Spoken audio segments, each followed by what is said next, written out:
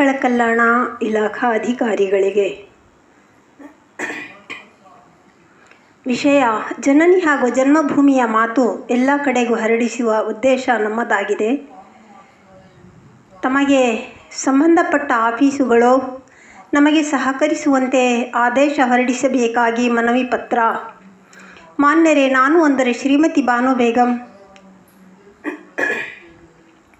ತ್ರಿಭಾಷಾ ಕವಿಯಿತ್ರಿ, ರಾಯಚೂರು ನಗರ, ಬಾನು ಆಶ್ರಯ YouTube channel ವತಿಯಿಂದ ಮನವಿ ಪತ್ರ ಸಲ್ಲಿಸುವುದೇನೆಂದರೆ, ಮಾನ್ಯರೇ, ಮಕ್ಕಳ ಹಾಗೂ ಮಹಿಳೆಯರ ಕಲ್ಯಾಣಕ್ಕಾಗಿ ನಾನು ಈಗಾಗಲೇ ಸಾಮಾಜಿಕ ಕ್ಷೇತ್ರದಲ್ಲಿಯೋ ಹಾಗೂ ಸಾಹಿತ್ಯ ಕ್ಷೇತ್ರದಲ್ಲಿಯೋ ಗುರುತರವಾದ ಸೇವೆ ಸಲ್ಲಿಸಿದ್ದು, ಈಗಾಗಲೇ ನನ್ನ 20 ಕೃತಿಗಳು, ಆಡಿಯೋ ವಿಡಿಯೋ ಸಿಡಿಗಳು ಅಲ್ಲದೆ ನನ್ನ ಒಂದು ಗ್ರಂಥ ಮಾನ್ಯ ಸಚಿವರ ಶುಭಾಸ್ತದಿಂದ ಬೆಂಗಳೂರಿನಲ್ಲಿ ಬಿಡುಗಡೆಯಾಗಿದೆ. ಉಳಿಸಬೇಕು ಎಂಬ ಕಾಂಪಿಟಿಷನ್ ಕಾಲದಲ್ಲಿಯೋ ನಾನು 10,000ಕ್ಕೂ ಹೆಚ್ಚು ವಿಷಯಗಳನ್ನು ರೆಡಿ ಮಾಡಿ ಬಾನು ಆಶ್ರಯ ಯೂಟ್ಯೂಬ್ ಚಾನಲ್ ನಡೆಸುತ್ತಿದ್ದೇನೆ. ಬೈ ಚಾನ್ಸ್ ಈ JJB ಕಾರ್ಯ ರೂಪಕ್ಕೆ ಬಂದರೆ ಇಡೀ ದೇಶವೇ ಪ್ರಗತಿ ಪಥದತ್ತ ಸಾಗಲಿಕ್ಕೆ ಸಾಧ್ಯ. ಬಡವರ ಬವಣೆ ಬೇರು ಸಹಿತ ಕಿತ್ತಿಬಿಡುವುದೇ ನಮ್ಮ ಸಂಕಲ್ಪ. ಮಾನ್ಯರೇ, ಮಾತೋಶ್ರೀ ಇಂದು ಕಳ್ಳರ ಕೈ ಸೇರಿ ಸಾಯುತ್ತಿದ್ದಾಳೆ.